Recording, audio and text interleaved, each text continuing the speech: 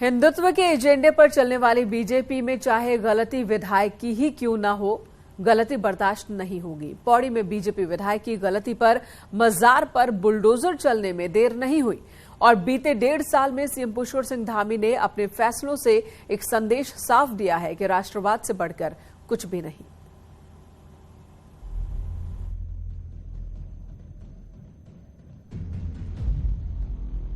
पौड़ी विधानसभा में बीजेपी विधायक ने मजार की छत बनाने के लिए 2 लाख रुपए दिए। मुद्दा उठा तो सीधी चोट बीजेपी के हिंदुत्व के एजेंडे पर हुई।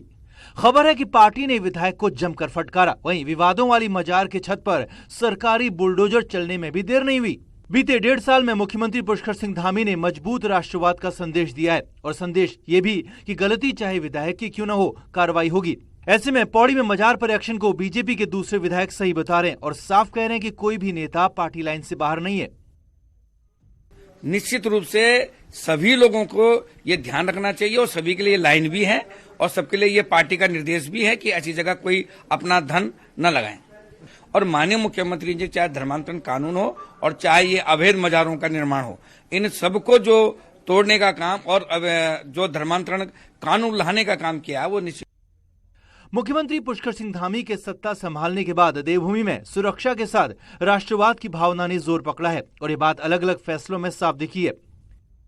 मुख्यमंत्री पुष्कर सिंह धामी ने पहला बड़ा फैसला यूनिफॉर्म सिविल कोड को लेकर लिया और उत्तराखंड ये फैसला करने वाला पहला राज्य बना।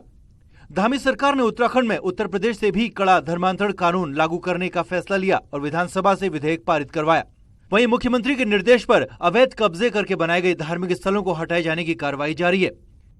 और माननीय मुख्यमंत्री जी ने जो निर्णय लिया है कि अवैध कब्जे किसी भी रूप में हो, क्यों क्या मजार के क्षेत्र में, तो बाकी धर्मों के क्षेत्र में हो, तो अवैध कब्जे हटने चाहिए। चाहे जबरन धर्म परिवर्तन का विषय है, उसको कठोरता से हम लोग लागू कर रहे हैं और एक नजीर पूरे देश के अंदर बन रही है। इसके साथ साथ हमारा ये जो 30% महिला आरक्षण का विषय है, इसको एक नजीर के रूप में हम राज्य के अंदर हम स्थापित कर रहे हैं। और खासतौर पर जो कब्जे की भूमियां हो रही हैं, आखिरकार अवैध कब्जे किसी भी रूप में हो, धार्मिक क्षेत्र में भी हो रहे हैं, तो वो आखिरकार उसका एक बड़ा विरोध हमारे राज्य में प्रारंभ से हुआ है और एक अच्छी कार्रवाई माननीय मुख्यमंत्री द्वारा की जा रही है। कश्मीर में धारा 370 हटाने से लेकर अयोध्या में राम मंदिर निर्माण का काम प्रधानमंत्री नरेंद्र मोदी के कार्यकाल में हुआ। वहीं पार्टी के राष्ट्रवाद और हिंदुत्व के एजेंडे पर मुख्यमंत्री पुष्कर सिंह धामी भी आगे बढ़ रहे हैं और बीजेपी को उम्मीद है कि मुख्यमंत्री के इन फैसलों से देवभूमि और पार्टी दोनों को फायदा होगा। देहरादून से न्यूज 18 के लिए दीपांकर भट्ट की रिपोर्ट। पिथौरागढ़ में एक नया शहर बसाने की तैयारी हो रही है। सब कुछ ठीक ठाक रहा तो सोरघाटी में एक नया शहर वजूद में नजर आ सकता है। नैनी सैनी एयरपोर्ट के पास 77 हेक्टेयर जमीन में प्लानिंग के साथ न्यू पिथौरागढ़ बनाने की कवायद शुरू हो चुकी है। सर्वे का काम पूरा हो चुका है।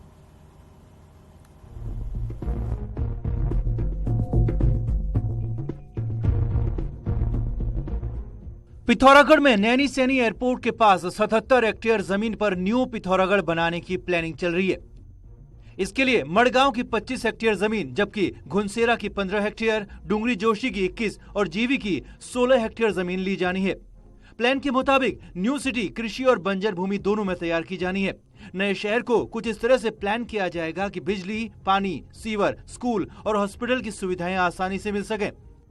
आवास विभाग से, प्लानिंग डिपार्टमेंट से कुछ टीम आई थी यहाँ कि उनका कथन ये था कि उन्होंने जो मैप देखा या जो भी पिथौरागढ़ का व्यू देखे, उसमें उनको एक नैनी सैनी के आसपास जो अच्छा पॉइंट मिला, उसको देख करके एक न्यू सिटी प्लान करने के डायरेक्शन शासन ने उन्हें दिए।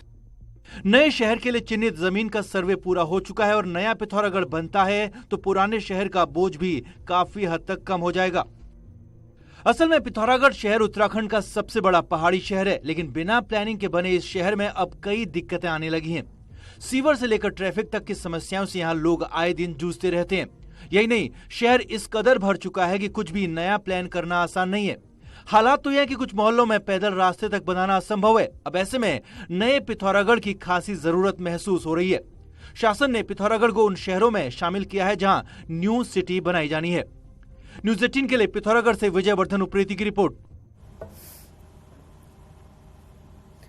इधर अरुणाचल के तवांग में भारत और चीन सीमा पर इन दिनों तनाव की स्थिति बनी हुई है। दोनों देशों के सैनिकों के बीच आपस में झड़प देखने को मिली।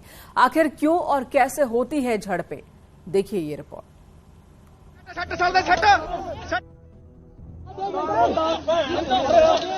भारत चीन सीमा पर तैनात इन जवानों की चीनी सैनिकों से भिड़ंत कोई नई बात नहीं है। चीनी सैनिकों को पूर्वोत्तर में भारत चीन सीमा पर मैकमोहन लाइन में ऐसी हरकतें करते हुए 70 से भी ज्यादा साल हो चुके हैं। चीनी सैनिकों की इन्हीं हरकतों का जीता जागता उदाहरण है 1962 में भारत चीन युद्ध में सिपाही के तौर पर सीमा पर तैनात लांसनायक जगत सिंह, जिन्हें चीनी सैनिकों की हरकत आज भी याद है।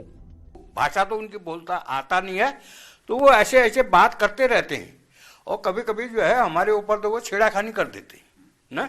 और आगे आगे हमें जो आगे पीछे से होते हैं, अपने बॉर्डर में रहते ही रहते हैं इधर ही, तो आगे पीछे हमसे बात भी कर लेते हैं वैसे कोई भाषा में ये। और आगे जो है सिर्फ जो बात हो जाएगी तो ऊपर से वो छेड़ाखानी कर देते हैं। ये तो रही 1962 के दौर में सिपाही रहे जगत सिंह जी की जुबानी, लेकिन हमारे जो जवान कुछ साल पहले ही भारतीय सेना से रिटायर हुए हैं, वो भी चीन की इसी हरकत के बारे में बताते हैं। चीन कभी जमीन कब्जाने की कोशिश करता है तो कभी चीनी सामान को भारतीय जमीन पर फेंककर उसे अपना जताने की कोशिश करता है। अपने मोर्चो खोद के जो है नीचे को मिट्टी डाल देंगे, जिससे कि हमारा लोकेशन नीचे को है और उनकी वो हाइट में है, तो वो लोग जो है हमें डिस्टर्बेंस करते रहते हैं।